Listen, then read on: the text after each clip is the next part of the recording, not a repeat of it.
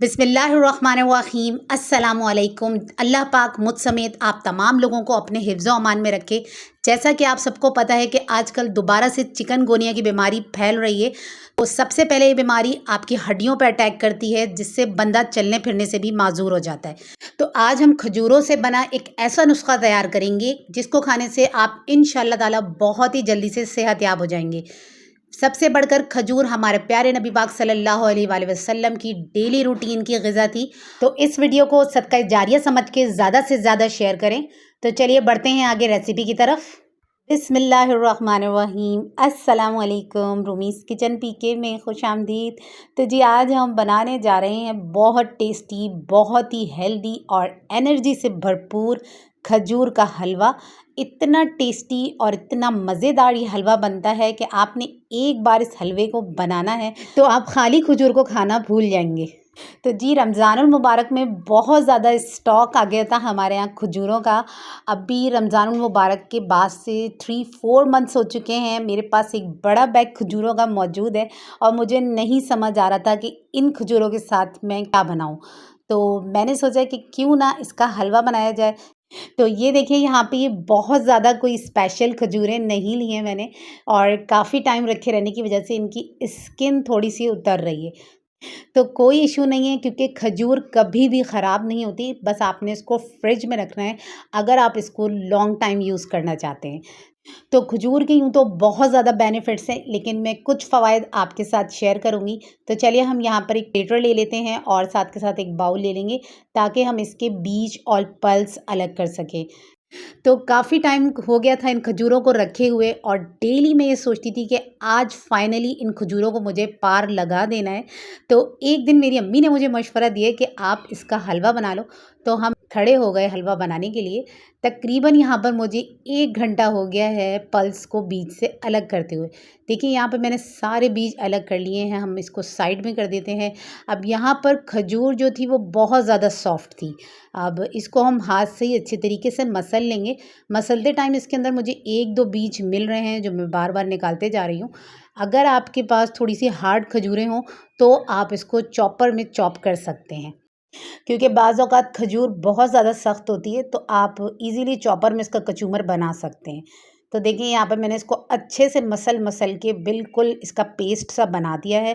तो चलिए अब हम चलते हैं पैन की तरफ। तो यहाँ पे मैंने 1 कप घी लिया है, बट आपने 2 कप घी ऐड करना है क्योंकि मेरे घर में थोड़ा सा कोलेस्ट्रॉल प्रॉब्लम है, तो मुझे इस चीज़ का भी ख़्याल रखना है। तो चलिए यहाँ पर घी जो है वो मेल्ट हो चुका है। अब हम इसमें 1 कप कच्ची सूजी ऐड करेंगे। तो यहाँ पर मैंने 1 प्याली सूजी ले ली है, ये हम इसमें ऐड कर देंगे। अब हमें फ्लेम लो कर देना है। लो फ्लेम पे हम सूजी को 10 मिनट तक भूनेंगे।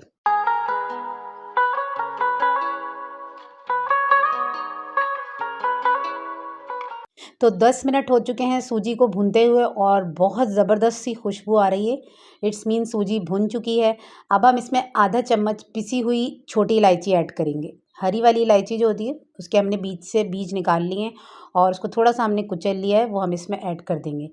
तो हरी वाली इलायची की भी भुनने की बहुत ज़बरदस्त सी खुशबू आ रही है। तो अब हम इसमें खजूर का पेस्ट जो हमने बनाया था वो ऐड करेंगे।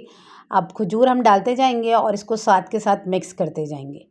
अच्छा, जब मैंने ये हलवा बनाना स्टार्ट नहीं किया था उस वक़्त मुझे ये लग रहा था कि खजूर जो है वो पैन में चिपक जाएगी और किस तरीके से मैं इसको मिक्स करूँगी या मैं इसकी अच्छी-सी भुनाई नहीं कर सकूँगी।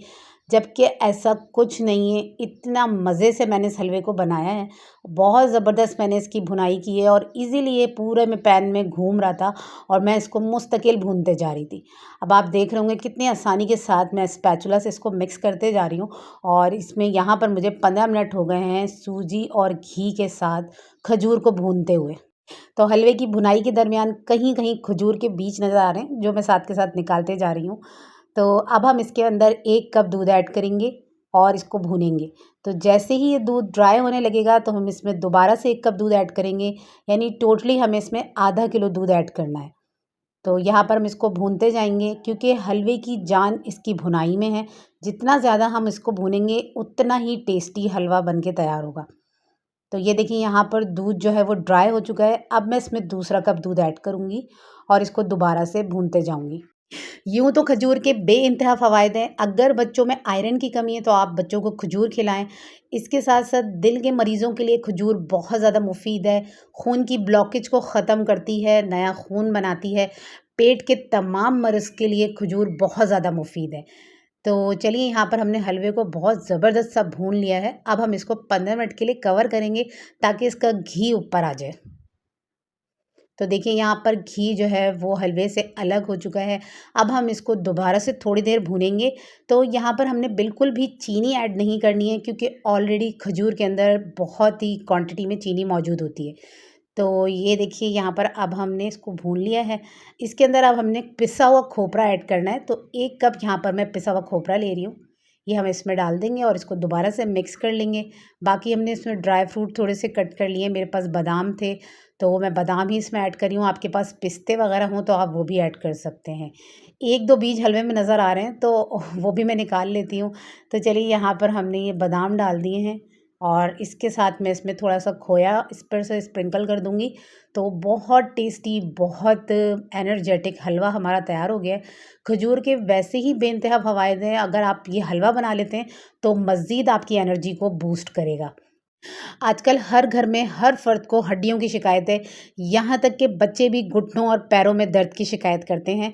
तो आपने इस हलवे को 2 से 3 चम्मच 1 गिलास दूध के साथ रात को सोते टाइम खाना है या फिर आपने सुबह निहार मुँह इसको लाज़मी से खाना है। तो यकीन मानें आप जब सोकर उठेंगे आपकी पूरी बॉडी इतनी ज़्यादा एक्टिव होगी, बिल्कुल भी आपको सुस्ती काहिली नहीं लगेगी और आप पूरा दिन बहुत ज़्यादा फ्रेश रहेंगे। तो इस हलवे को लाज़मी से बनाएँ और अपनी डाइट में इसको लाज़मी रखें और मुझे ज़रूर बताइएगा कि आपको इस हलवे के बनाने से कितना फ़ायदा हुआ है। तो मुझे बहुत अच्छा लगता है जब आप लोग कमेंट्स में अपनी राय का इज़हार करते हैं। तो मुझे एक कमेंट ज़रूर करिएगा और ज़रूर बताइएगा कि आपको ये मेरी हलवे की रेसिपी कैसी लगी। तो अल्लाह ताला सबको अपने अमान में रखे क्योंकि आजकल दोबारा से चिकनगुनिया की बीमारी आ गई है। जो लोग इस बीमारी से महफूज़ हैं वो भी और जिन्हें ये बीमारी हो चुकी है वो भी इस हलवे का इस्तेमाल करें। इंशाअल्लाह ताला अल्लाह ने चाहा बहुत जल्दी सेहतयाब हो जाएँगे। तो वीडियो अच्छी लगी हो तो मेरे चैनल रूमीज़ किचन पीके को लाइक और सब्सक्राइब कर दिएगा। मिलते हैं आपसे एक और नई मज़ेदार वीडियो के साथ। जब तक के लिए अल्लाह हाफ़िज़।